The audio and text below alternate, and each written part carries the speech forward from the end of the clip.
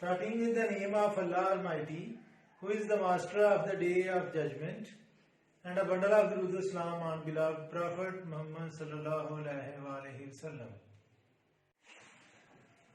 Students, exercise 8.2 SSC 2 and question number 3 is ABCD is a parallelogram, and we have to prove that AC square plus BD square is equal to 2 into AB square plus BC square. बच्चों इस question को solve करने के two methods हैं. एक method ये है कि हम जो थर्ड हमारा थ्योरम था कि the sum of the square of two sides of a triangle is equal to sum of the square of sum of the square of twice half of the third side and twice the square of the median. यानी कि third जो हमारा theorem है उसकी statement वो apply करके वो इसको सॉल्व किया जा सकता है.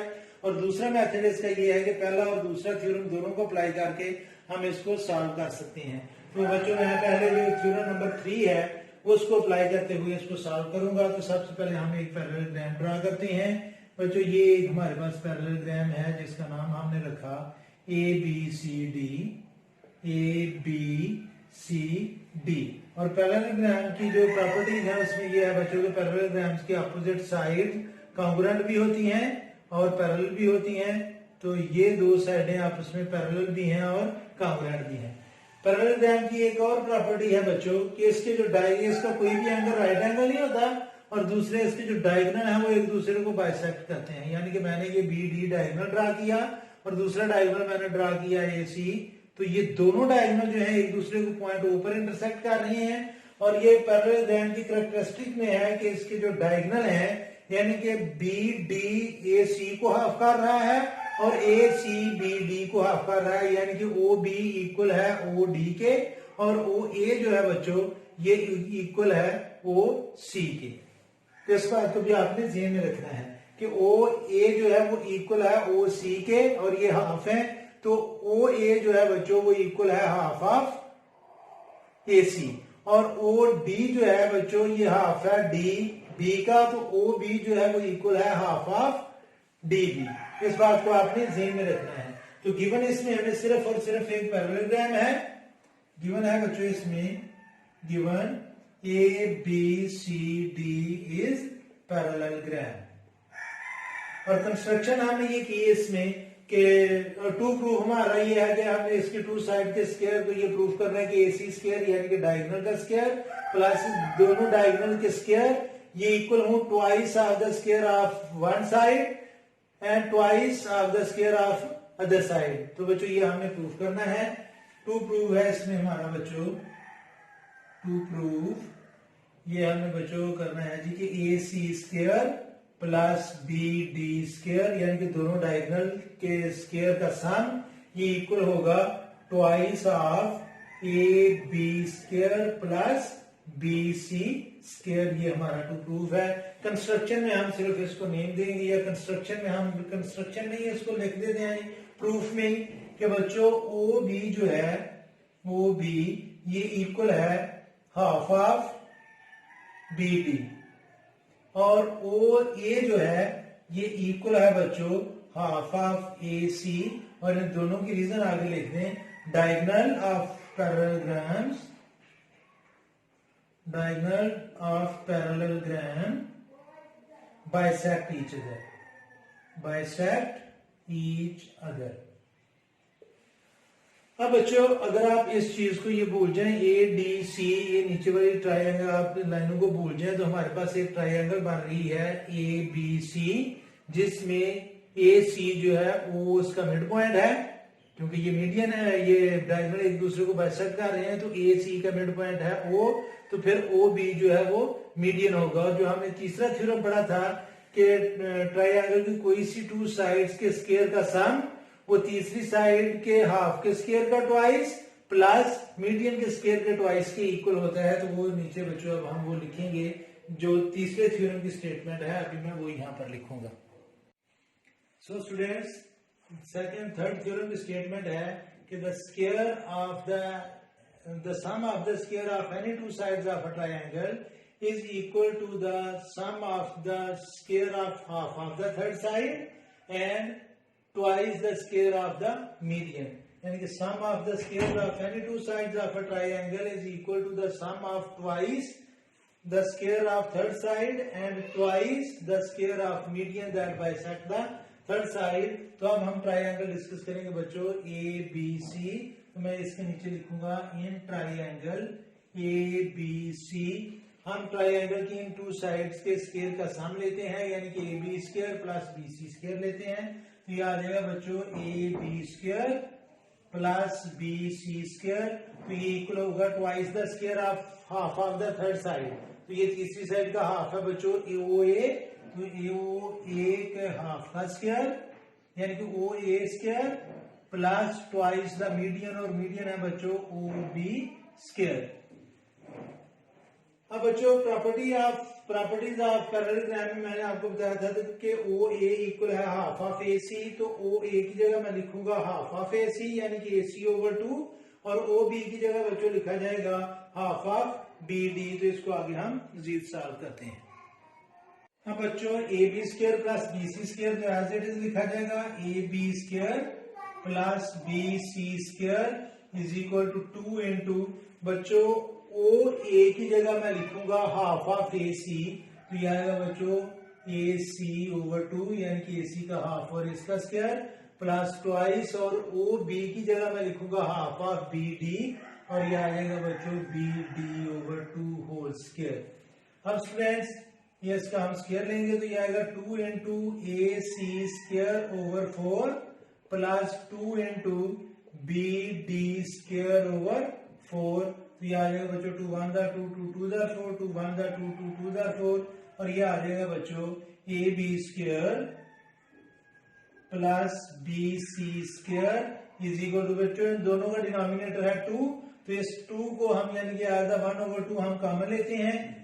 तो या आप इसका एलसीएम ले लें जी कि हम इसका एलसीएम ले रहे हैं 2, और बाकी आ जाएगा A C square plus B D square. तो 2 बच्चों इस साइड पर डिवाइड कर रहा है और इधर आकर ये क्या करेगा मल्टीप्लाई। तो ये आ जाएगा 2 into A B square plus B C square is equal to A C square plus B D square, और यही चीज बच्चों हमने प्रूफ करनी थी। इसी क्वेश्चन को हम पहला और दूसरा थ्योरम अप्लाई करते हुए मेथड नंबर 2 से भी सॉल्व करेंगे। तो ये मेथड नंबर 1 था। मैंने कोशिश की है कि आपको इसकी अच्छी तरह समझ आ जाए। अब इसी क्वेश्चन को हम मेथड 2 से भी करेंगे जी। सेकंड मेथड से भी मैं करता हूँ अब इसको। बच्चों सेकंड मेथड है कि गिवन हमें वी है कि A B C D is a parallelogram, और प्रूफ हमने ये करना है कि A B A C square plus B D square ये इक्वल हो बच्चों a twice of A B square plus B C square. तो हमने इसको प्रूफ करना है, और ये मेथड नंबर मैं 2 कर रहा हूं। इसमें स्टूडेंट्स अगर हम बी सी को ज्वाइन करें ए से, तो आप गौर करें कि ये जो ट्रायंगल बन रही है अभी हमारे पास ए बी सी, ये ऑब्ट्यूज एंगल ट्रायंगल बन रही है। ये कौन सी ट्रायंगल बन रही है? Obtuse angle triangle. और ऑब्ट्यूज एंगल ट्रायंगल में ऑब्ट्यूज एंगल की सामने वाली साइड का स्क्वायर वो इक्वल होता है sum of the square of other two sides twice the rectangle that is made on the one side of the obtuse angle with the projection of the other. तो इसको अगर हम यहाँ से परपेंडिकुलर ड्रा करें और इसको मैं नेम दूंगा बच्चों डी का, तो ये A B C obtuse angle triangle में इसका जो ए सी का स्क्वायर होगा वो इक्वल होगा A B square plus B C square plus 2bd into A B. ये हमने पहला थ्योरम यहाँ पर अप्लाई किया है। तो मैं लिखूंगा in triangle A B C according to first theorem, यानी कि फर्स्ट थ्योरम को हम बच्चों अप्लाई कर रहे हैं।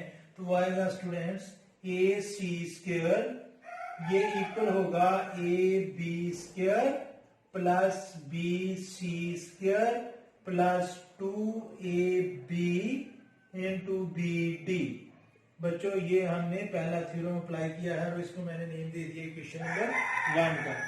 अब बच्चों अगर आप इस लाइन को इग्नोर कर दें, यानी कि ए सी को हम इग्नोर कर दें, आप समझो कि ये लाइन नहीं है, और अब मैंने ज्वाइन किया डी को बी से। अब बच्चों ये एंगल जो है ये आपको एक्यूट एंगल नजर आ रहा है। कौन सा एंगल नजर आ रहा है बच्चों? एक्यूट एंगल नजर आ रहा है। तो जब मैं यहां से परपेंडिकुलर ड्रा करूंगा एक्यूट एंगल ट्रायंगल दूसरा थ्योरम अप्लाई करने के लिए, तो इसको मैंने नेम दे दिया जी ये ए जी का। तो अब एक्यूट एंगल ट्रायंगल में एक्यूट एंगल की सामने वाली साइड का स्क्वायर यानी कि बी डी स्क्वायर ये इक्वल होगा बच्चों ए डी स्क्वायर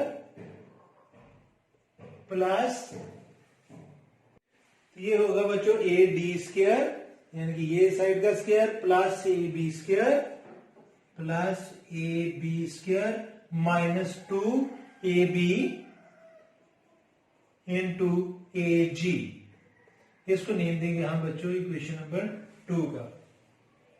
बेहतर हमारे लिए वैसे ये था कि मैं यहां पर भी लिखता कि in triangle D A B, इधर लिखना चाहिए था कि इन ट्राइंगल, कि हम अब ट्राइंगल कौन से डिस्कस कर रहे हैं, डी ए बी। और सेकंड थ्योरम हम यहां पर अप्लाई करेंगे अकॉर्डिंग टू सेकंड थ्योरम यहां पर लिखा जाएगा। अब बच्चों ए डी इक्वल है बी सी के, तो ए डी को तो मैं बी सी से रिप्लेस कर दूंगा क्योंकि ये ए डी और बी सी इक्वल है। अपोजिट साइड ऑफ पैरेललोग्राम ये हम नीचे लिखेंगे। अगर हम ये प्रूफ करें कि ए जी और बी डी ये इक्वल हैं, तो फिर बच्चों मैं ए जी को बी डी से या बी डी को ए जी से रिप्लेस कर सकता हूं। और ये ए जी और बी डी इक्वल है क्योंकि ए बी इक्वल है बच्चों डी सी के, ये अपोजिट साइड ऑफ पैरेललोग्राम, और डी सी इक्वल है जी बी के, ये अपोजिट साइड है रेक्टेंगल की, क्योंकि डी सी इसका नाम बच्चों डी नहीं रखना चाहिए था, इसका नाम हमें ई रखना चाहिए था। सॉरी मैंने यहां पर ई नहीं रखा, इसका नाम हमें ई रखना चाहिए था। तो ए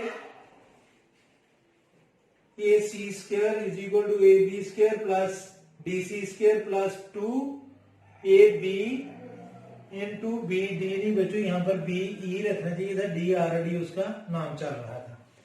अब बच्चों अगर हम ये प्रूफ कर दें कि ए जी और बी ई इक्वल हैं, तो फिर हम ए जी को रिप्लेस कर लेंगे बी ई से, और जब हम इन दोनों इक्वेशंस को प्लस करेंगे तो ये कैंसिल हो जाएगा और जो हमने प्रूफ करना है वो आ जाएगा। तो हम इसको प्रूफ कैसे करेंगे? अब इसके नीचे मैं लिखूंगा बच्चों, सबसे पहले हम लिखेंगे कि ए डी साइड ये इक्वल है बच्चों बी सी के, और इसकी रीजन ये है opposite side of parallelogram, opposite side of parallelogram.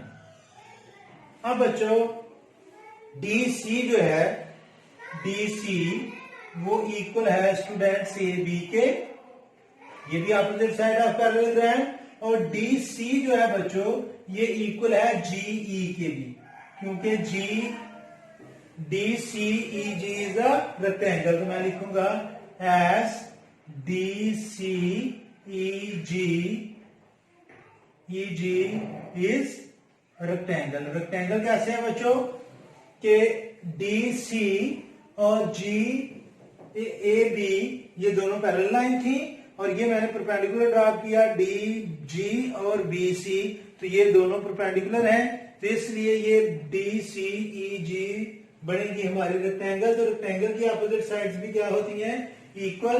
तो आप बच्चों इसको हम नेम देंगे जी इक्वेशन नंबर 3 का, इक्वेशन नंबर 3, और इसको हम नेम देंगे इक्वेशन नंबर 4 का।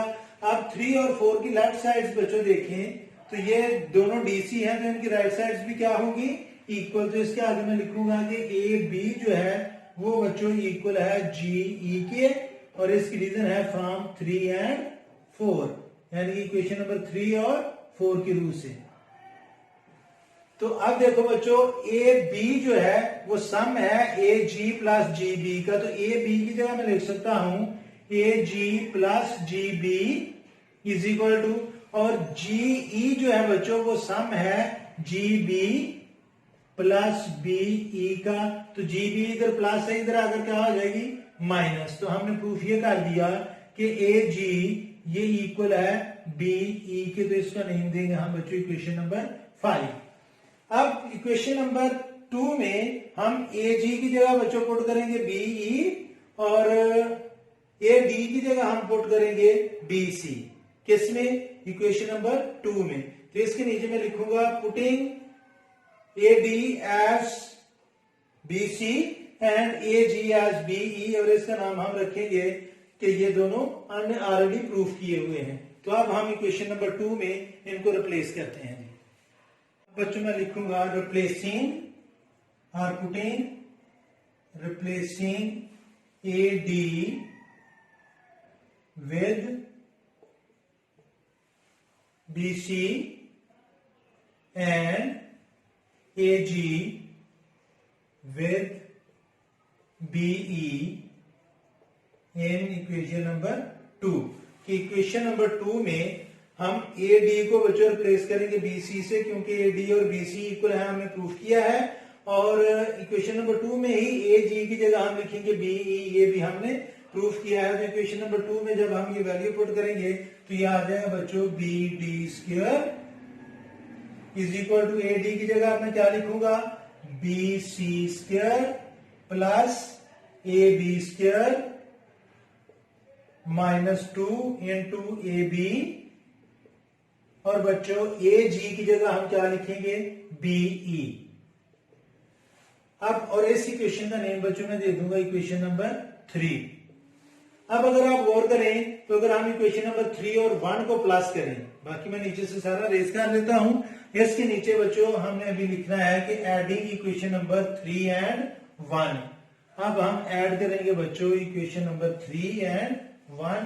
तो इसके नीचे मैं लिखूंगा एडिंग 1 एंड 3, कि हम इक्वेशन नंबर 1 और 3 को ऐड कर रहे हैं। तो इक्वेशन नंबर 1 की लेफ्ट साइड पर क्या है, ए सी स्क्वायर, और इक्वेशन नंबर 2 की लेफ्ट साइड पर क्या है, बी डी स्क्वायर। तो हमने इन दोनों को प्लस कर लिया। अब बच्चों देखें कि ये भी ए बी स्क्वायर है और ये भी ए बी स्क्वायर है। तो एक ए बी स्क्वायर ये है and 1 A B square is this, so it will become 2 A B square, 2 A B square. और बच्चों देखें ये बी सी स्क्वायर है और ये भी बी सी स्क्वायर है, तो इन दोनों को भी हम प्लस करेंगे। तो बच्चों ये आ जाएगा 2 बी सी स्क्वायर। और स्टूडेंट्स ये 2 A B into B E plus है और ये 2 इंटू ए बी और बीई माइनस है, तो ये दोनों हो जाएंगे कैंसल। और अब इन दोनों में से हम 2 ले लेंगे कॉमन, तो ये आ जाएगा बच्चों A C square plus B D square is equal to 2 into A B square plus B C square. तो ये था बच्चों आपका क्वेश्चन नंबर 3। मैंने दोनों मेथड्स अप्लाई करते हुए इसको सॉल्व किया है। वैसे मैं रिकमेंड करूंगा कि जो पहला मेथड था आप उससे अप्लाई करें, क्योंकि वो इससे ही इजी है और इजी आसानी से आप समझ सकते हैं। So students, it's enough for today. May Allah Almighty bless you all the time and have a good day.